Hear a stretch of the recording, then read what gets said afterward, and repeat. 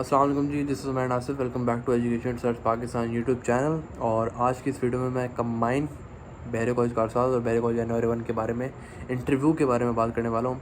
और ये video combine बनाने का मकसद ये है कि आप लोगों का टाइम ना वेस्ट करूँ, बिल्कुल टू द पॉइंट बात करूँ जो कि बच्चों ने वहाँ के मुझे बताइए। मैं बस डायरेक्ट आपको इन्फॉर्म करूँगा कि भाई जो बच्चे अभी जिन्होंने टेस्ट दिया है और जनवरी 1 के जिन्होंने लास्ट टाइम टेस्ट दिया था, what were their experience, what were the scenes of interview. अच्छा, पहले बता रहा हूँ कि अभी मैं दोनों को ना कंपेयर करता हुआ चलूँगा, क्योंकि बहुत सारे ऐसे स्टूडेंट्स हैं जिन्होंने दोनों में टेस्ट देना है या दे दिया है, क्योंकि दोनों बहरिया कॉलेज की ब्रांचेज़ हैं और बहुत अच्छे कॉलेजेस हैं। बहरिया कॉलेज कारसाज का जो इंटरव्यू है उसमें दो कैटेगरीज़ हैं, सिविलियंस और आर्म फोर्सेस के बच्चे, और सेम एज़ फॉर एनओआरई 1। सही है, मैं कंपेरिजन करता चला जाऊँगा। दोनों का सिस्टम सेम है, दोनों के अंदर कोई डिफरेंस नहीं है वैसे ज़्यादा, बस थोड़ा ये है कि थोड़ी मैनेजमेंट का डिफरेंस आ जाता है ना। सही है। अच्छा, तो कारसाज के इंटरव्यू में for civilians they only ask introduction, they only ask कि आपके फैमिली का बैकग्राउंड क्या है, आपके फादर क्या करते हैं, आपकी मतलब फैमिली बैकग्राउंड के बारे में पूछ के गॉन।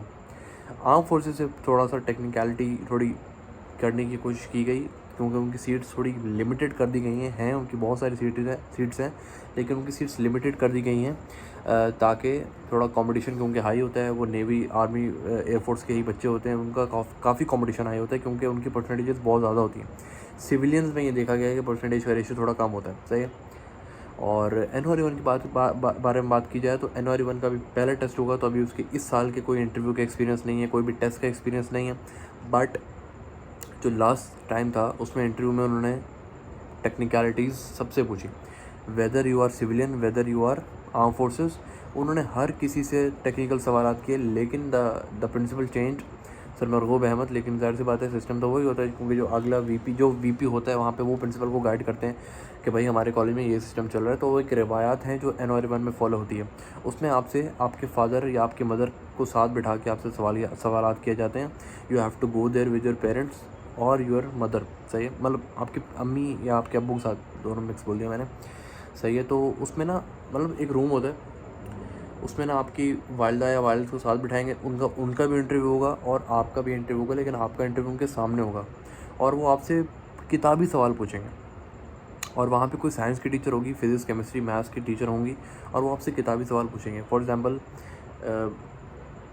मेरा एक्सपीरियंस मैं बता रहा हूँ, तो मतलब उन्होंने मुझसे बिठा के, मेरे जो है ना पेरेंट्स साथ थे, उन्होंने सवालात किए थे कि भाई पनी कौन से सवाल, डिस्प्लेसमेंट, नहीं डिस्प्लेसमेंट तो बहुत आसान है, पनी मुझे नहीं पता एंगुलर वेलोसिटी कैसे फाइंड करते हैं, और पनी क्या क्या इस तरह के सवाल, मतलब मुझे भी तो भूल चुका है, साल हो गए हैं।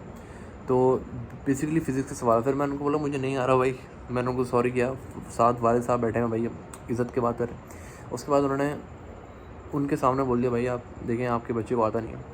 फिर उसके बाद मैंने उनको बोला I am good at English, आप इंग्लिश से सवाल करें। फिर उन्होंने मुझे पार्ट्स ऑफ स्पीच पूछे, मैंने उनको पार्ट्स ऑफ स्पीच बताया। मतलब basically their interview is basically on introduction. अगर आपसे कुछ पूछेंगे तो बस फैमिली के बारे में बस एक दो सवाल, उसके बाद डायरेक्ट वो पढ़ाई के ऊपर जाते हैं और पढ़ाई से वो सीरियस वाले सवाल करते हैं।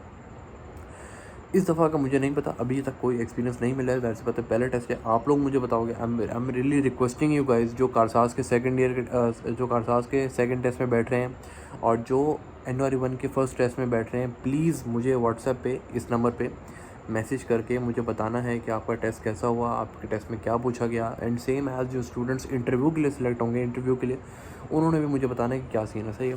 कारसाज में तो साइकोलॉजिकल टेस्ट होता है, कारसाज में साइकोलॉजिकल टेस्ट अभी उन लोगों का हुआ था जिन्होंने टेस्ट क्लियर किया था, वरना पिछली दफ़ा ऐसा होता था कि हर बच्चा टेस्ट देता था psychological test just after the entrance test, लेकिन इस दफ़ा उन्होंने इंटरव्यू के साथ साइकोलॉजिकल टेस्ट लिए। एनओआरई में साइकोलॉजिकल टेस्ट का अगर कोई सिनेरियो है तो वो एंट्रेंस टेस्ट के अंदर ही है, वरना नहीं है। सही है, वरना ऐसा कुछ नहीं होता। और एंट्रेंस टेस्ट होता है बिल्कुल वैसे ही कॉन्सेप्चुअल होता है, 9-10 के एमसीक्यूज आते हैं, you don't have to worry about that, conceptual आता है सारा।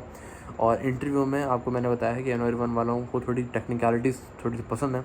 They make you sit with a teacher of science, मतलब रैंडमली ऐसा होता है हमेशा। सही है, गर्ल्स के लिए उनकी टीचर्स होती हैं, बॉयज़ के लिए अपने टीचर्स होते हैं, और उनसे वो टेक्निकलिटीज़ पढ़ाई की पूछते हैं। तो अपनी नॉलेज लेवल और अपने नोट्स आपको इंटरव्यू के वक्त भी थोड़े से पढ़ने पड़ेंगे। I am talking for the एनओआरई 1 स्टूडेंट्स। कारसाज में इतना स्ट्रिक्ट नहीं है सीन। सही है, इंटरव्यू की बात हो रही है, टेस्ट दोनों का तकरीबन सेम आता है, तकरीबन मतलब conceptual knowledge testing level same होता है। NOR1 वालों को ये स्पेशल गाइडलाइन है कि भाई जब इंटरव्यू के लिए सिलेक्ट हो जाए तो इंटरव्यू के लिए तैयारी आपने करनी है, बेसिक अच्छा सा इंट्रोडक्शन अगर पेरेंट्स को लेके जाने का बोला है, क्योंकि वी कैन एक्सपेक्ट एनीथिंग। सही है, हर साल का नया सिनारी होता है, तो अभी हमें कुछ पता नहीं है, लेकिन जो पिछली रवायत हैं, पिछले एक्सपीरियंसेस हैं, वो यही है कि पेरेंट्स को साथ बिठाया जाता है एक ही रूम में, उनके सामने इंटरव्यू जो होता है, और अगर आपने बुरा दिया तो आपको पता है। लेकिन ऐसा नहीं होता है, ऐसा उसमें अच्छा जो क्लियर करने वाली बात यह है कि मैं आपको ये नहीं कह रहा हूँ कि NOR1 का इंटरव्यू वो लोग क्लियर नहीं करते, वो आपको पास नहीं करेंगे। बहुत सारे मतलब ज़ाहिर सी बात है, मेरा भी एडमिशन हुआ था, मेरे सवालात फिजिक्स के, केमिस्ट्री के सारे गलत थे, बट उन्होंने मुझे सिलेक्ट कर लिया। Maybe I was the second highest marks of entrance test, उनकी लिस्ट भी बनती है, वो तो खैर हम लोग आर्म फोर्सेस वाले, तो हमें पता होता है, हमें पता चल जाता है कि भाई हमारे मार्क्स किससे ज़्यादा है। मतलब मेरे ख्याल में मेरे सेकंड हाईएस्ट थे एंट्रेंस टेस्ट के, तो उस वजह से भी शायद उन्होंने मुझे सिलेक्ट कर लिया था। लेकिन इंटरव्यू मेरा बहुत अच्छा नहीं हुआ था। उनको एडमिशन चाहिए होते हैं जब उनको सीट्स कम पड़ी होती हैं, वो एक ही टेस्ट लेते हैं हमेशा। तो अभी तो इवनिंग में आ गई, तो their criteria would be very much easier. सही है, तो बस मेरा इतना ही कहना था। अभी मैं आप लोगों को ज़्यादा टाइम नहीं वेस्ट कर रहा हूँ, 6 मिनट की वीडियो बन चुकी है। अगर आपको कोई भी क्वेश्चन है, please feel free to reach me out at WhatsApp this number. मैंने बहुत सारे बच्चों को गाइड किया है, बहुत सारे बच्चों का, और कारसाज का एडमिशन जिन बच्चों का हो चुका है फर्स्ट टेस्ट में, उनका एक ग्रुप बन चुका है। And they talk a lot of their problems, they talk a lot of the issues. उनको कोई भी क्वेश्चंस होते हैं एडमिशन रिलेटेड, एक दूसरे को लोग सवालात का जवाब दे रहे होते हैं। मतलब मेरी ज़रूरत ही नहीं पड़ती है। I gave them a platform जहाँ पे वो आपस में कनेक्ट कर सकते हैं। और अगर आप लोगों को भी अगर जो एडमिशन हो चुका है, जिनका ग्रुप मतलब जो ग्रुप में शामिल नहीं हुए, जिनका एडमिशन हो चुका है, और फॉर एग्जांपल ऐसा NOR1 के लिए भी मैं करूँगा कि जिनका एडमिशन वहाँ हो चुका है, NOR1 की ऑडियंस बहुत कम है, लेकिन अगर उनको भी ग्रुप में ऐड करना होगा तो I will definitely do that. ठीक है, तो जो भी स्टूडेंट्स हैं जिनका एडमिशन कारसाज में हो चुका है, वो लोग ग्रुप में ऐड नहीं हो, तो प्लीज़ मुझे मैसेज करो इस व्हाट्सएप नंबर पे। और NOR1 वालों से भी और सबसे गुजारिश यही है कि किसी को भी कोई क्वेश्चन है, कोई क्वेरी है, कोई कन्फ्यूजन है, कोई करियर काउंसलिंग चाहिए, कुछ भी चाहिए, जस्ट मैसेज में। यार भाइयों वाला मशवरा दूंगा इंशाल्लाह। और बेस्ट ऑफ लक यार, अल्लाह ताला आप लोगों को कामयाब रखे। बस ये है कि यार बड़े डिसहार्ड हो जाते हो अगर टेस्ट पास नहीं होता है या इंटरव्यू के बाद नाम नहीं आता। अल्लाह ताला ने जहाँ नसीब लिखा है आपको मिलना है, और जो आपके लिए बेहतर है वो अल्लाह ताला से बेहतर कोई नहीं जानता। ठीक है, तो बेस्ट ऑफ लक, एंड दुआ में याद रखिएगा मुझे भी, और बेस्ट ऑफ लक। माँ बाप की दुआएं लेके जाइएगा इंशाल्लाह, अल्लाह ताला आपके हक़ में बेहतर करेगा। तो अल्लाह हाफ़िज़।